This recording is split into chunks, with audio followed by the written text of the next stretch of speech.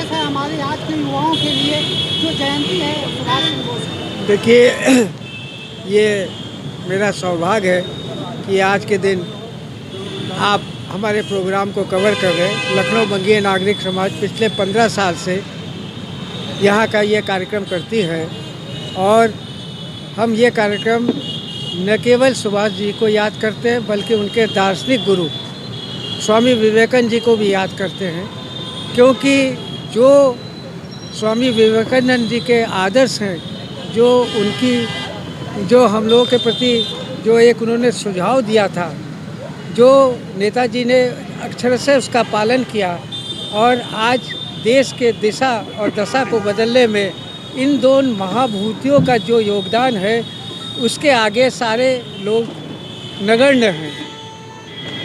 भारत के अगर पहले प्रधानमंत्री हैं तो वो है सुभाष चंद्र बोस, क्योंकि उन्होंने पहली बार तिरंगा को अंडमान को छीन करके अंग्रेज़ों से वहाँ झंडा फहराया था।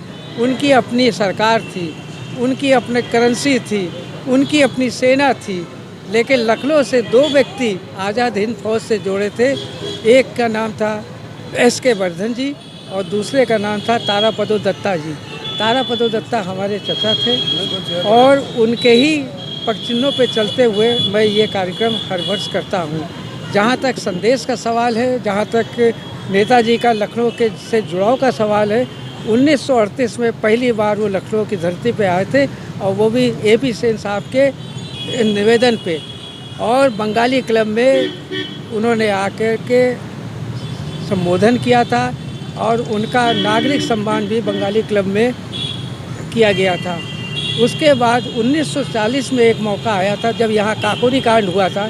काकोरी कांड के बाद लोग जगे कि भारत में नेताजी सुभाष जी की बातों को भी सुनना चाहिए, तो उनको निवेदन किया गया था।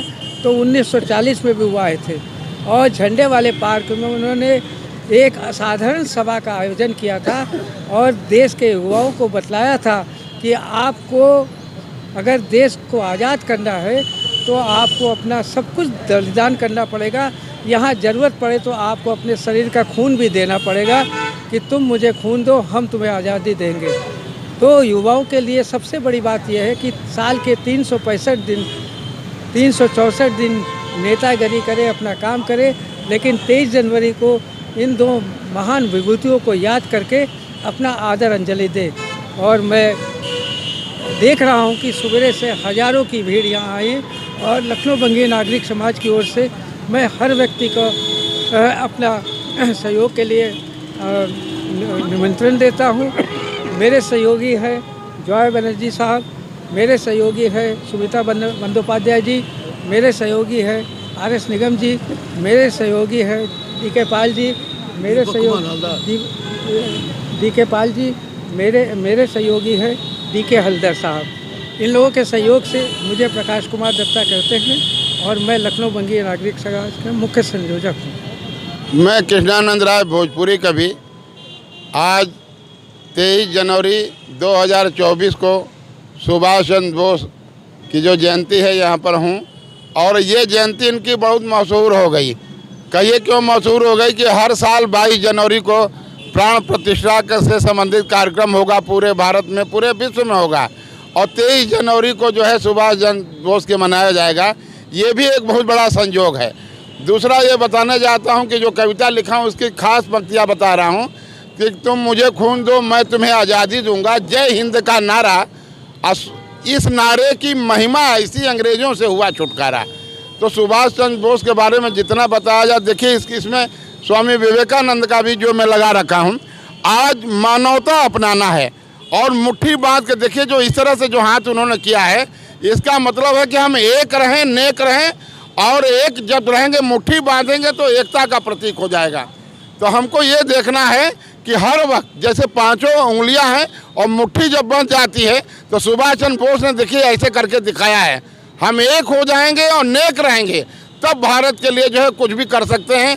और सबसे बड़ी चीज़ जो मैं बताने जा रहा हूँ, जो है सबसे बड़ी चीज़ बताने जा रहा हूँ कि आज समाज को मानवता अपनाना है।